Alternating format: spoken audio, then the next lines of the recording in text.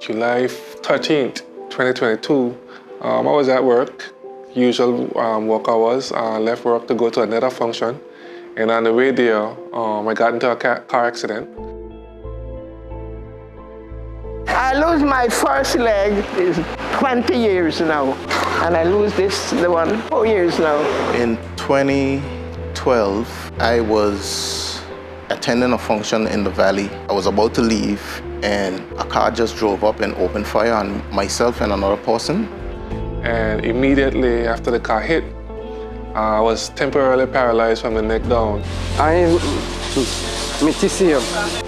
went in Down syndrome.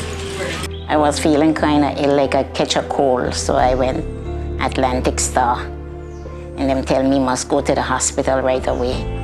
And when I went there, them tell me my kidneys failing. I walked Sunday Island. I seen on the beach, and then I went in the kitchen. I've been in the back of the ankle. Car hit, and when I caught myself, I tried to get out of the car to, make sure everybody's good in the car in front of me, and I realized that I couldn't move. I was a construction worker, and I traveled the Caribbean in construction work.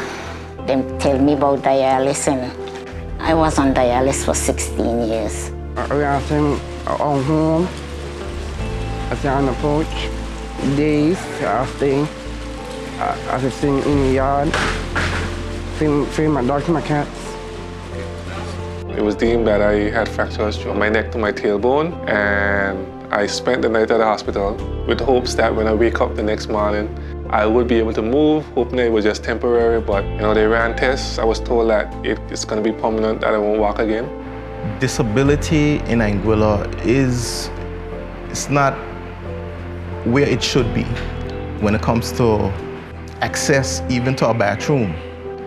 That's something that's overlooked. When I break my hip and I could not walk at all, just started to feel a little depressed, but then my brother-in-law started to motivate me and help me and tell me I can walk again, so that's how I end up with a walker walking. I take sick again and end up in the hospital and end up by brain down oxygen, and that had me kind of depressed again. Here at the library, I interact with patrons, checking in books, checking out books, whatever information is required. I offer help and assistance with it. I love to. I go and come to St. Martin. Sometimes I drive out with Lisa or with Lynchy. Sometimes I go out with my friend Drusilla, all day liming, having fun. I have been wheelchair bound ever since that incident, but thank God I'm still here. Even though I was told this, I never felt scared or felt like this was the end. For whatever reason, I felt like God was behind me 100%. The prayers of my family and friends and everybody. With my disability, I just tell myself that I don't believe in disability. Don't mind what you're going through in life, you must be able to try to help yourself. And I always try to help myself. So, give God thanks I'm still here. I like Chris Brown. That's all. He's the best artist. It has really been a challenge, getting used to this new way of living. And with family support and, my community, my church family, that has kind of made it a little bit easier to deal with, my situation. But it all starts in the mind. You could wake up every day and choose to stay home and stay in bed, or you can wake up every day to choose to fight.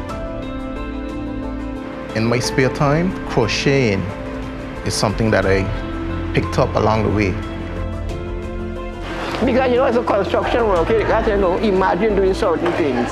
So I imagine myself in doing everything that I got to do. I just imagine myself and I go for it.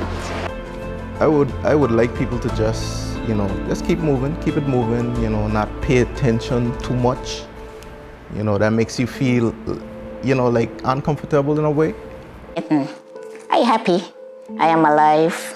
To tell everybody if you don't have pain, you're not alive.